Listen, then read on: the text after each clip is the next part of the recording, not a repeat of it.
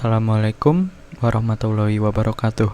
Perkenalkan, nama saya Muhammad Raihan dari Prodi Akuntansi Sektor Publik dengan NIM 17134222019. Dan di sini saya akan membahas identitas nasional.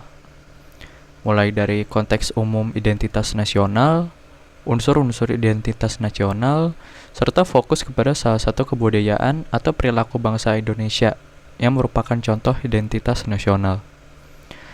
Oke, jadi identitas nasional mengacu pada kumpulan karakteristik atau ciri-ciri yang membedakan satu negara dari negara lainnya, dan merupakan cara yang digunakan untuk mengenali, menghargai, dan memperkuat jati diri suatu bangsa.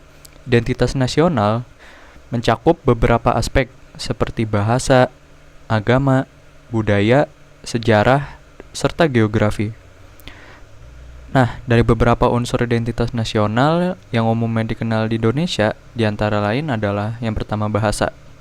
Bahasa Indonesia menjadi salah satu simbol identitas nasional yang kuat, selain bahasa daerah yang beragam di seluruh wilayah Indonesia. Lalu yang kedua ada budaya.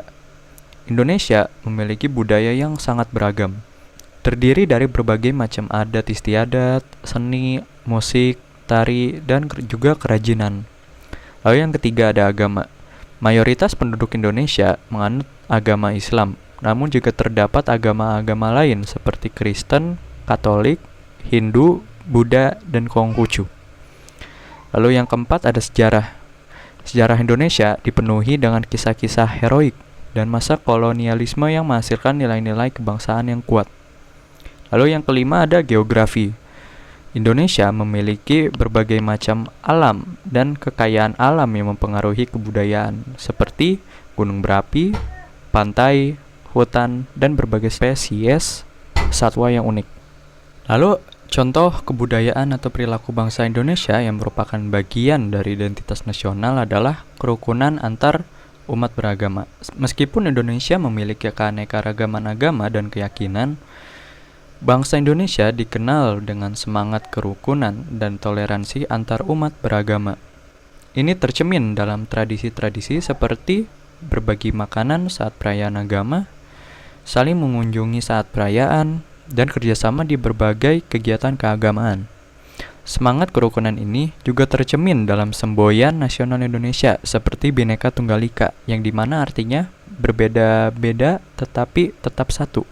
Lalu di sini ada contoh dari identitas nasional, yaitu gotong royong, yang dimana pola perilaku ini adalah suatu tradisi yang hampir dilakukan oleh semua masyarakat yang ada di Indonesia. Akan tetapi di suatu provinsi, yaitu di Bali, gotong royong sudah menjadi ciri khas yang kuat dan menjadi bagian dari suatu budaya masyarakat di Bali.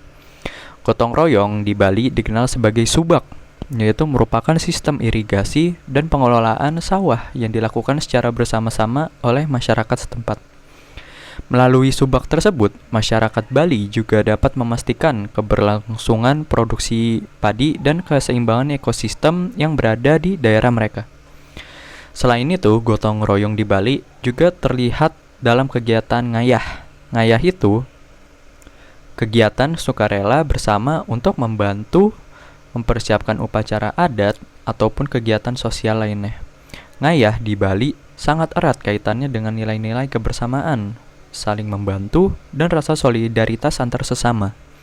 Karena sebagian besar Bali beragama Hindu, jadi orang itu sudah menunaikan kewajiban sosialnya di dalam agama tersebut. Diungkapkan oleh Made Mudra bahwa kegiatan gotong royong di Bali ini semua orang pasti terlibat dan tidak mengharapkan balasan atau upah.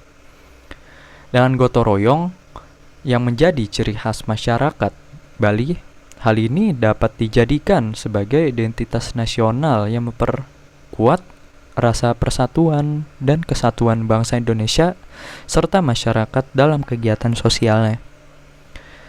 Dan juga ada jenis-jenis gotong royong yang terdapat di Bali. Yang pertama, mesilih bahu, yang artinya adalah meminjam dan bahu, Lalu yang kedua ada mesrisi, yaitu gotong royong yang dimana tiap orang harus bergantian.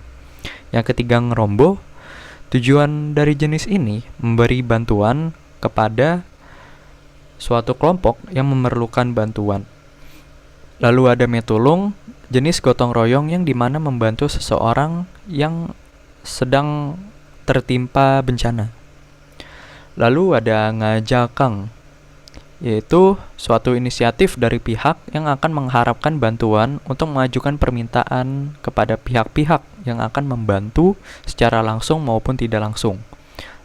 Lalu ada ngedeng, yang artinya menarik. Dalam konteksnya ini, ngedeng berarti menarik bantuan. Lalu ada ngopin. Istilah ini berasal dari kata dasar up, yang artinya bantu. Yang dimana maksudnya ini adalah membantu atau menolong. Jadi bantuan dalam gotong royong ini berbentuk tenaga kerja dan bisa bersifat spontan maupun direncanakan sesuai kebutuhan. Terima kasih. Wassalamualaikum warahmatullahi wabarakatuh.